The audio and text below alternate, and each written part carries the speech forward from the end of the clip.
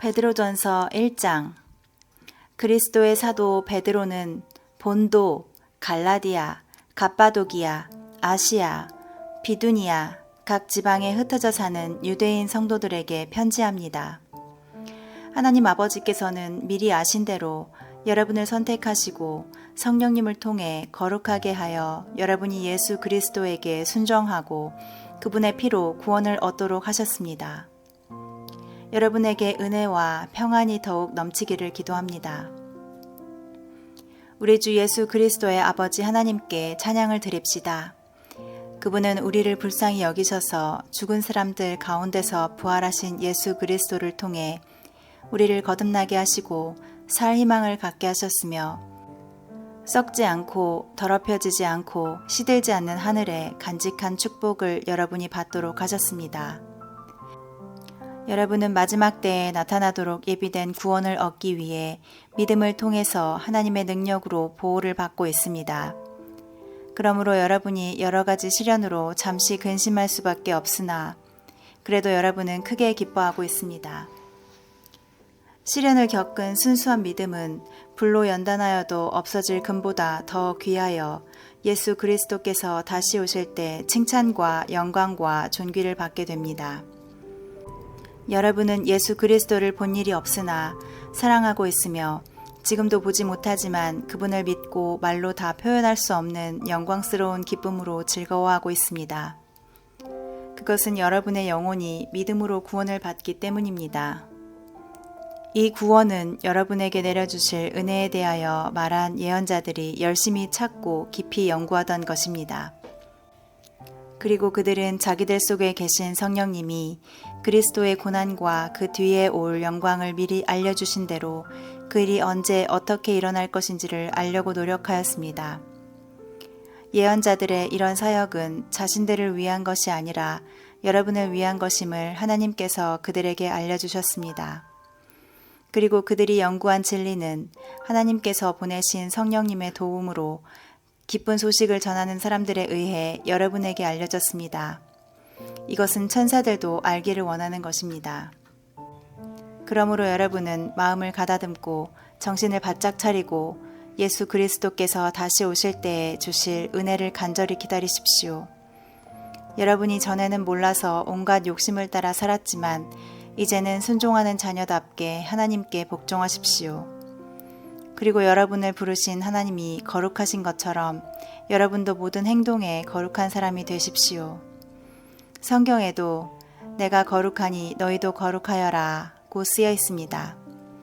각 사람이 행한 대로 공정하게 심판하시는 분을 아버지라고 부른다면 여러분은 이 세상에서 나그네 생활을 하는 동안 두려운 마음으로 살아가십시오. 여러분도 알고 있겠지만 여러분의 조상들이 전해준 무가치한 생활 방식에서 여러분이 해방된 것은 은이나 금과 같이 없어질 것으로 된 것이 아니라 흠과 티가 없는 어린 양 같은 그리스도의 보배로운 피로 된 것입니다. 하나님께서는 세상을 창조하시기 전에 미리 그리스도를 선택하시고 마지막 때에 여러분을 위해 나타나게 하셨습니다. 여러분은 하나님이 죽은 사람들 가운데서 다시 살려 영광스럽게 하신 그리스도를 통해 하나님을 믿게 되었습니다. 그래서 그분에게 여러분의 믿음과 희망을 두고 있습니다. 여러분은 진리에 순종하여 자신의 영혼을 깨끗하게 하였고 진심으로 형제를 사랑하게 되었으니 순결한 마음으로 서로 뜨겁게 사랑하십시오. 여러분이 거듭난 것은 썩어질 씨로 된 것이 아니라 썩지 않을 씨로 된 것이며 영원히 살아있는 하나님의 말씀으로 된 것입니다. 이것은 성경에 기록된 말씀과 같습니다. 모든 인간은 풀과 같고 그 영광은 들의 꽃과 같아서 그 풀이 마르고 꽃은 떨어지나 주님의 말씀은 영원히 존재한다. 이 말씀이 우리가 여러분에게 전한 기쁜 소식입니다. 2장. 그러므로 여러분은 모든 악한 생각과 속임수와 위선과 시기와 온갖 비방을 버리고 갓난아기들처럼 순수한 말씀의 젖을 사모하십시오. 그러면 여러분의 신앙이 자라 구원을 받게 될 것입니다. 여러분이 주님의 사랑을 맛보았으면 그렇게 하십시오. 사람에게는 버림을 받았으나 하나님에게는 선택된 보배로운 산 돌이신 예수님께 나아오십시오. 여러분도 산 돌처럼 영적인 집을 짓는 데 쓰이도록 하십시오. 거기서 여러분은 예수 그리스도를 통해 하나님이 기쁘게 받으실 영적 제사를 드릴 거룩한 제사장이 될 것입니다. 성경에 이런 말씀이 있습니다. 보라, 내가 택한 귀중한 머릿돌을 시온에 둔다. 그를 믿는 사람은 부끄러움을 당하지 않을 것이다. 그러므로 믿는 여러분에게는 그분이 가장 귀중하지만 불신자들에게는 쓸모없는 돌에 불과합니다. 이것은 건축자들이 버린 돌이 집 모퉁이의 머릿돌이 되었다는 말씀과 그리고 걸려 넘어지게 하는 돌과 바위가 되었다는 말씀과 같습니다. 그들은 하나님의 말씀에 불순종하기 때문에 걸려 넘어지며 또 이렇게 되는 것이 하나님의 뜻입니다. 그러나 여러분은 하나님이 선택하신 민족이며 왕같은 제사장이요 거룩한 나라요 하나님의 소유가 된 백성입니다. 이것은 여러분을 어두움에서 불러내어 놀라운 빛 가운데 들어가게 하신 하나님을 널리 찬양하도록 하기 위한 것입니다. 여러분이 전에는 하나님의 백성이 아니었으나 지금은 하나님의 백성이며 전에는 하나님의 불쌍히 여기심을 받지 못하였으나 지금은 불쌍히 여기심을 받게 되었습니다. 사랑하는 여러분, 우리는 이 세상에서 나그네와 행인 같은 사람들입니다. 그러므로 영혼을 대적하여 싸우는 육체의 정욕을 이기십시오. 여러분은 이방인들 가운데서 선한 생활을 하십시오. 그러면 여러분이 악을 행한다고 비난하는 사람들이 여러분의 선한 행실을 보고 그들이 회개하는 날에 하나님께 영광을 돌리게 될 것입니다. 여러분은 국가의 모든 제도와 통치자와 관리들에게 복종하십시오. 그렇게 하는 것이 주님을 위한 것입니다. 관리들은 악한 일 하는 사람들처럼 처벌하고 선한 일 하는 사람들을 표창하라고 통치자가 보낸 사람들입니다. 여러분은 선한 일을 하여 어리석은 사람들이 무식한 말을 하지 못하게 하십시오. 그렇게 하는 것이 하나님의 뜻입니다. 여러분은 율법에서 해방된 자유인답게 생활하십시오. 그러나 그 자유를 악용하지 말고 오직 하나님을 섬기는 일에 사용하십시오. 모든 사람을 존경하며 형제를 사랑하고 하나님을 두려워하며 왕을 존경하십시오. 종들은 두려움으로 주인에게 복종하십시오. 선하고 너그러운 주인에게만 아니라 까다로운 주인에게도 그렇게 하십시오. 억울하게 고난을 받더라도 하나님을 생각하고 슬픔을 참으면 이것은 칭찬할 만한 일이지만 죄가 있어서 벌을 받고 참으면 무슨 자랑거리가 되겠습니까? 그러나 선한 일을 하다가 고난을 받고 참으면 이것은 하나님 앞에서 칭찬을 받을 만한 일입니다. 이것을 위해 여러분은 부르심을 받았습니다. 그리스도께서도 여러분을 위해 고난을 받으심으로 여러분에게 모범을 보여 그분의 발자취를 따르게 하셨습니다. 그리스도는 죄를 범하지 않으셨고 그 입에 거짓이 없는 분이십니다. 그분은 모욕을 당할 때도 욕하지 않고 고난을 당할 때도 위협하지 않았으며 모든 것을 공정하게 심판하시는 하나님께 맡기셨습니다. 그리스도께서 몸소 우리 죄를 지시고 십자가에 달려 죽으심으로 우리는 죄에 대하여 죽고 의를 위해 살 수 있게 되었습니다. 그분이 매맞고 상처를 입으심으로 여러분이 낫게 된 것입니다.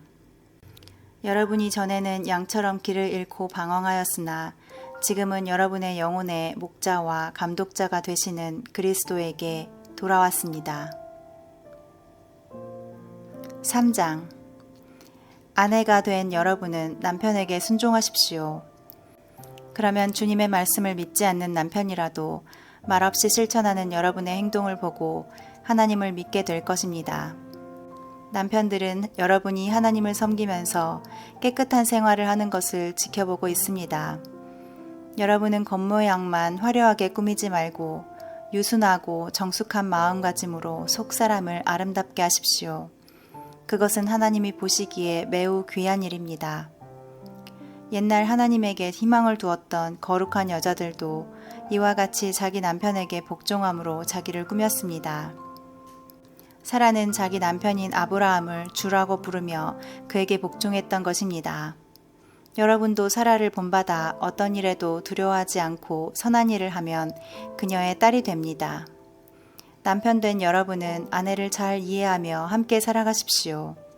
아내는 더 연약한 그릇이며 은혜로 주시는 영원한 생명을 함께 누릴 반려자로 알고 소중하게 여기십시오. 이것은 여러분의 기도 생활이 방해를 받지 않기 위해서입니다. 마지막으로 말합니다. 여러분은 한 마음으로 서로 동정하고 형제처럼 사랑하고 불쌍히 여기며 겸손하십시오. 악을 악으로 욕을 욕으로 갚지 말고 오히려 축복해 주십시오. 그것은 여러분이 하나님의 복을 받아 누리도록 부르심을 받았기 때문입니다. 성경에도 이렇게 기록되어 있습니다. 생명을 사랑하며 행복한 생활을 원하는 사람은 악한 말이나 거짓말을 해서는 안 된다. 그는 악에서 떠나 선한 일을 하며 평화를 추구해야 한다. 주는 의로운 사람에게 눈을 돌리시고 그들의 기도에 귀를 기울이시지만 악을 행하는 자들은 대적하신다. 여러분이 열심으로 선한 일을 한다면 누가 해치겠습니까? 그러나 옳은 일을 위해 고난을 받는다면 여러분은 행복한 사람입니다.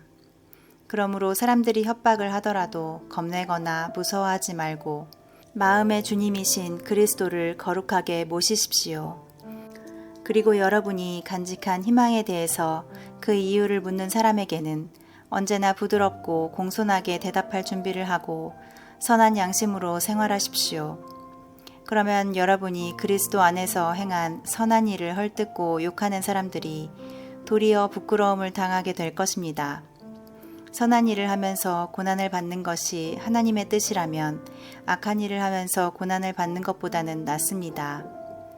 죄가 없으신 그리스도께서 죄인들을 위해 한 번 죽으신 것은 죄인인 우리를 하나님께로 인도하시기 위해서입니다.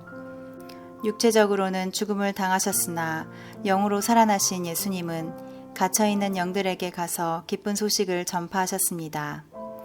그들은 옛날 노아가 배를 준비하는 동안 하나님께서 참고 기다리셨으나 하나님께 불순종하던 영들입니다.